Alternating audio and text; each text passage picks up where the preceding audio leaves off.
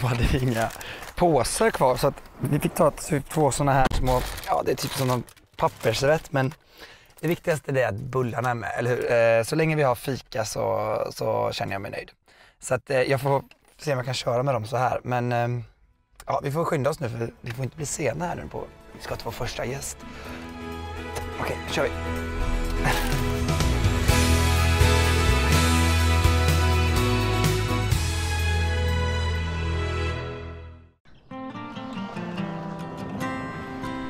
Vi ser, nu är vi snart framme.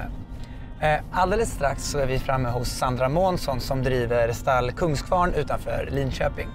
Det är ett av Sveriges första inackorderingsstall som fokuserar på belöningsbaserad hästträning. Och jag tycker det här ska bli jättespännande. Jag har följt Sandra ett tag på Instagram och jag tycker verkligen att det är intressant att se hur man kan använda positiv förstärkning och klickerträning för häst. Så om bara några minuter så svänger vi in och ska få träffa Sandra.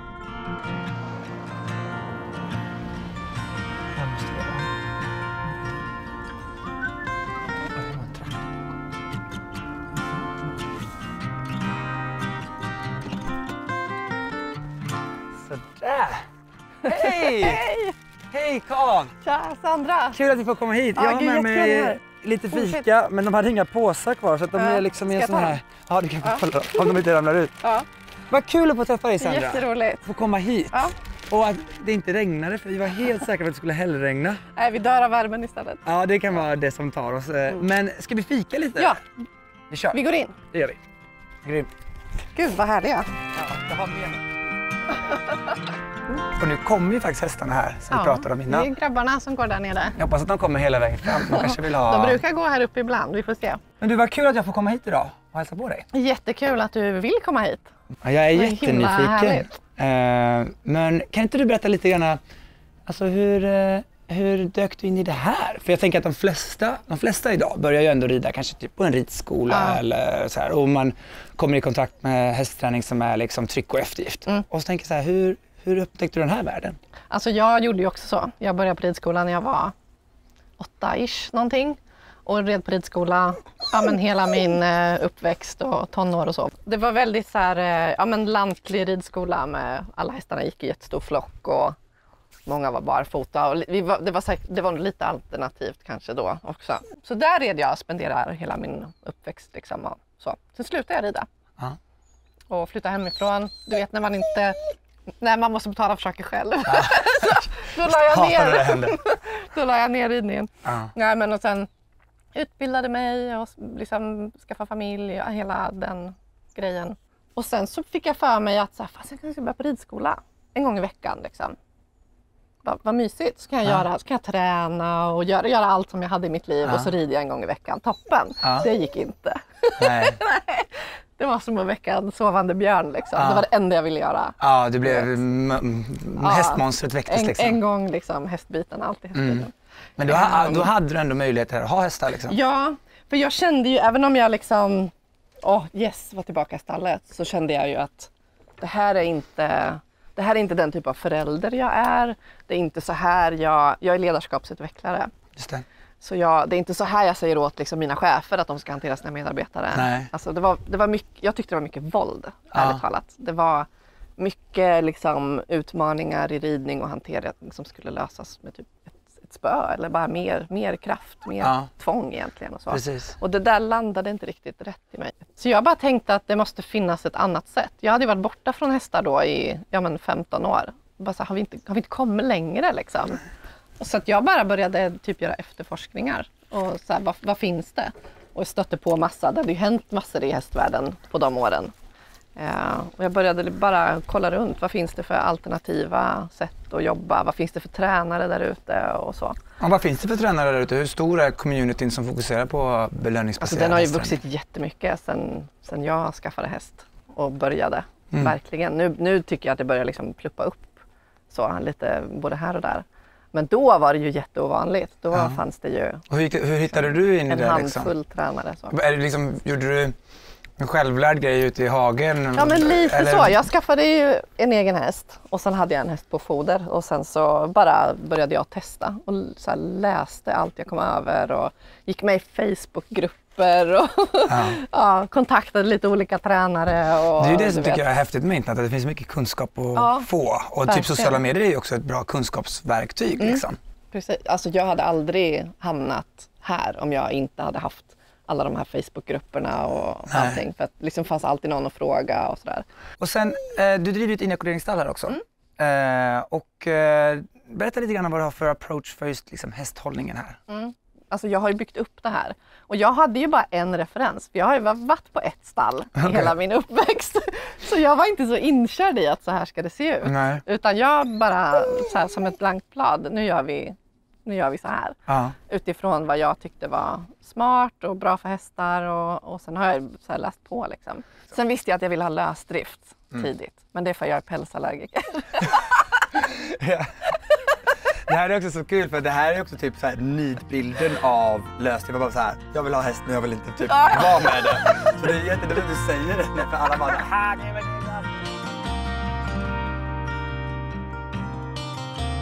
Här har vi några nyfikna som...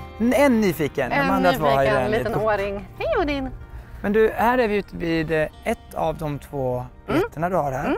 Här är familjeflocken, fast det är bara mammahäst och 2 småttingar här. En sån liten modern familj. Liten modern, precis. Hur introducerar man en ny häst? Alltså i bästa fall så skulle jag vilja ha dem i varsina hagar en period. Så att de får se varann, lukta på varann. Din nya häst eller din häst skulle börja lukta som mina hästar och lite så. Det är det idealet, då har det gått allra bäst med hopsläpp. Som mest har vi haft dem i varsina hagar in till varann i 3 veckor tror jag. För då hade vi ganska tuffa vallackar som vi var lite oroliga för.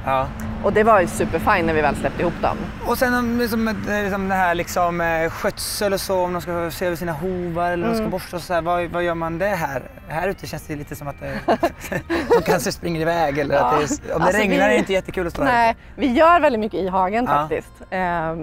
Mest för att det är så här, det är smidigt, hästarna är trygga där. Annars går vi in i ligghallen, där har vi ju box och en stallgång och sådär. Men vi gör väldigt mycket i hagen. Skönt, härligt. Då behöver man inte sopa efter sig eller? Nej, precis. Men ska vi kolla på ligghallen? Ja, det kan vi göra. Ja, då har vi kommit in här och här har ni så ni kan ta in dem och göra i ordning lite och fixa lite. Precis, här har vi som en liten stallgång och en box som vi kan ha när vi pysslar med hästarna. Hur mycket tid spenderar hästarna här inne? Alltså nu när det är varmt och mycket flugor, då är de här rätt mycket när det är som värst på dagen.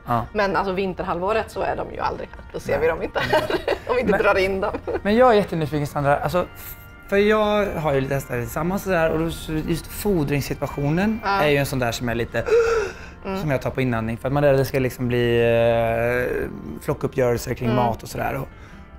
Du fodrar aldrig inne? Fodrar man inne? Ja, de får hinkar med mineraler och de som ska ha kraftfoder. Men när du fodrar dem individuellt, liksom då, typ mineraler och så, har du aldrig problem med att de kivas som mat och sådär? Nej, de har sina platser. Vi har en liten tavla här bakom där det står liksom vart de ska stå när de äter sina hinkar. Och då funkar det? Men när du skiljer inte av när du fodrar dem även alltså med mineraler eller protein? Jo, då skiljer jag av dem. Du skiljer av dem, okej, det förstår jag. Så då har du liksom, sätter upp staket mellan så att inte de ska kunna kivas? Precis, och vissa kan äta ihop för det funkar liksom.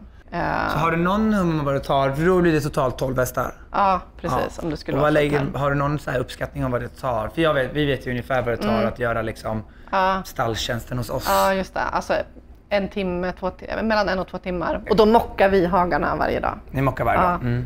Sen är ju fördelen med som lösdrift som jag har här att det blir så himla flexibelt. Det är ju inga tider att passa. Jag kan ju komma hit 3:00 och göra mitt stallpass. Och mocka och allting. Och sen behöver jag ju inte vara här mer egentligen. Så. Nu har vi hästarna här också. Ska vi hälsa på dem? Vi ska hälsa på dem, det tycker jag. De hälsar på oss nu. Hej Lina! Oj! Hej ska du! Hej! Så, det är mammahäst. Mammahästen. Undrar om vi ska ju träna sen också. Vem är det som... Vem ska bli min lektionshäst? Hon är nog rätt pepp på träning tror jag. Hon ser ganska... Ja, hon tycker det är kul. Ja, men kul. Men då får vi väl ge oss i kast med det då.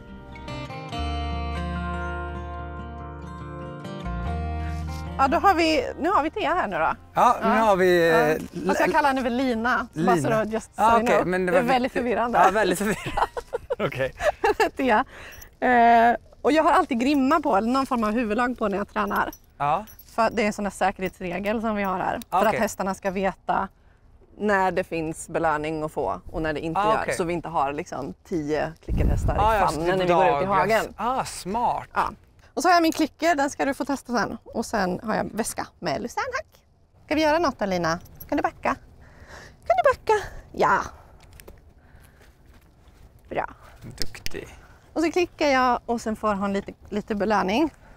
Så varje gång hon du har ett beteende som du vill fånga? Ja, precis i den sekunden liksom hon gör det beteendet jag är ute efter så klickar jag. Så här vill jag bara att hon ska stå stilla med huvudet fram. Ja. I grundposition. Det tjatar jag om jämt. Ja. Det är bra med klickarhästar som har ett lugnt liksom, default-beteende. Och så följer jag upp. Varje gång jag klickar så får hon en matbelöning. Nu testar hon lite för hon tycker jag är lite långsam. Just det. Och testar hon något annat och ser, är det rumpan jag ska flytta? Ska du komma här? Och när hon följer dig så är det din hand? Ja, precis. Alltså hon följer handen. Min hand har jag gjort som en target. Så hon har lärt sig en gång i tiden att hon ska dutta på min hand. Att det är bra. Precis, så du kan så peka nu ska hon bara följa mina händer. Ska du vänta? Duktig. Ja. Kan du ta den? Jajamän. Och tillbaka. Bra. Och en gång till.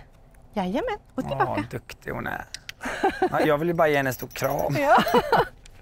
Jajamän, bra. Duktig. Ja. Vad du duktig. Ja, vad du duktig. Ja, du så varje gång du ser det beteendet som du liksom är på väg att hända, eller liksom. Tanke liksom. Ja, man kan tänka att klicken är nästan som en kamera. Du vet att här tar jag bilden. Precis just det. Här. Och sen... Så belönar du precis. Ja. Duktig. Ja, du sa att du hade en pausknapp också. Ja, precis. Igen då för att för att hon ska veta när vi tränar och när vi inte tränar. Okej, så nu vill vi bara typ... Jag vill ju inte att hon ska... Hon älskar ju att träna. Jag vill inte att hon ska fortsätta bara erbjuda beteenden. Just det. Nej, det är ett ganska stort djur att ha som så här... Är det här? Är det här? Är det här? Är det här? Mm. Så då pausar jag henne genom att jag lägger lite mat på backen eller en hink. Nu är det väldigt sandigt här. Jag borde haft en hink med mig. Så. Och så säger jag hej då. Och sen går jag. Okej. Och är det alltid slut efter det? Ja, då är eller det inte slut. Jag kan komma tillbaka. Ja. Men då vet hon att det liksom, hon behöver inte jaga efter mig. Ska jag prova nu? Mm.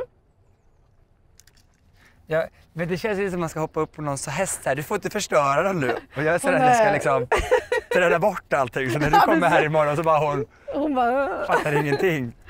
Okej, bältet på. Vet hon nu att den med bältet är den man ska... hon är ganska duktig på det där. Ja. Jag kan börja med att klicka lite grundposition bara, att hon står stilla. Ja. Och då står jag bara bredvid här, bara så att du ska få in rytmen. Jag är så spänd nu, jag är lite nervös. Ja, jag måste liksom bara... Okej, så jag är här. Okay.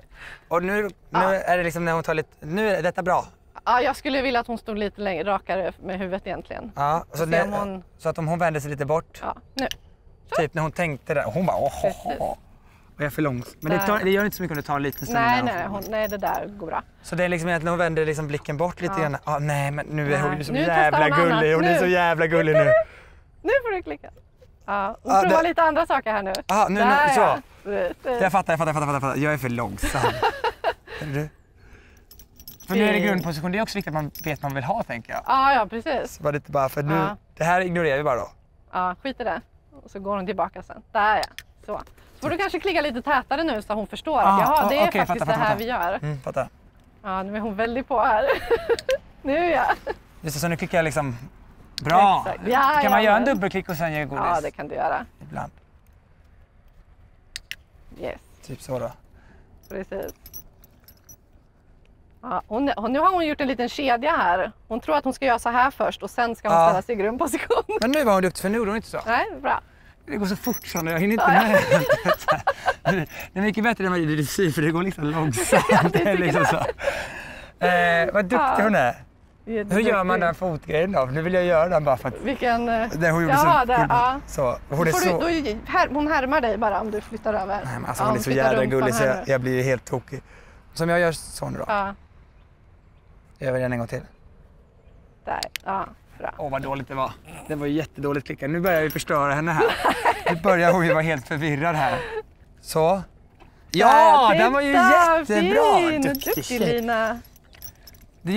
Men det är ju ändå, om jag vill pausa den nu då, så inte hon ska stå och gissa. Då lägger du mycket på marken där. Nu får du lite här. Så. Där, så. Och säger hej, och så säger vi hej då! Hej då! Och sen när du tar med detta så upp i sadeln sen då? Ja. Och då jobbar du med liksom taktila signaler? Typ att du liksom visar med handen då med häst? Jag jobbar ju jättemycket med röstsignaler. Ja. Och sen egentligen nu...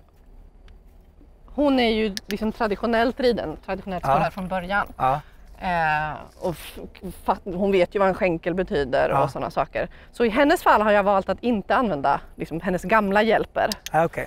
Utan jag har tränat in ganska mycket nya. Ja. Men som mina unghästar till exempel som är under inridning nu, de vill jag ju ska ha samma system som ni använder. Alltså att det är skänklar och tygel och allting, men att jag har förstärkt dem med, positiv förstärkning, med mat istället. Just det. För med eftergift. För det finns liksom inget, det är ju lite bristen tycker jag med belöningsbaserad träning, att det finns inget system. Nej.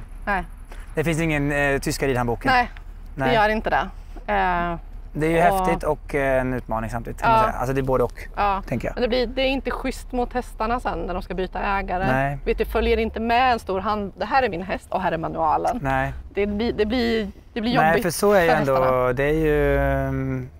åker och rider på en ridskola i Skåne och sen rider på en ridskola i... då är det ju ändå liksom samma. Ja. Jag tror kan man ha traditionella signaler, liksom använda det system som ändå finns, så är det schysstaste mot hästarna faktiskt. Ja. Om det funkar och liksom så. Och vad gör du då om du vill att de ska gå framåt? Vad är din signal för att de ska gå framåt? Ja, det är bara på... Jag gör så på mina hästar, piaffa då. Det gör inte hon.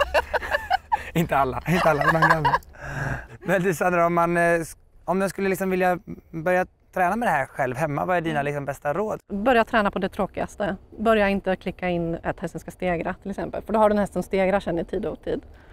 Har du gjort det? Alla mina steg och nästan med det. Nej, alltså klicka som jag har stått bredvid henne och hon står bara stilla med huvudet rakt fram, alla 4 hovar i backen, avslappnad. Det är det beteendet som du ska lära din häst allra först. För då är det den kommer gå tillbaka till när den säger ska vi träna? Eller vad menar hon nu? Så kommer den att testa. Bara en tråkig grundposition. Och det vill du ha även om det är skittråkigt att träna på. Ja. Och för risken är annars att du får en häst som blir för på. Som testar allt möjligt, som vevar fram hovar och liksom provar allt möjligt för att få belöning. Ja, just det. Så det träna är på tråkiga saker. En säkerhetsfråga till viss del också. 100% säkerhetsfråga. Vi vill inte ha hästar som vevar med framfötterna hela tiden. Nej, det är inget kul. Så det är jätteviktigt. Och sen välj rätt belöning, alltså rätt värde på belöningen. Jag använder ju melassfri lucernhack för det är ganska gott. Det är godare än hö, men inte super gott. Just det. Skulle jag peta i henne morötter till exempel, eller hästgodis, då skulle hon vara som ett...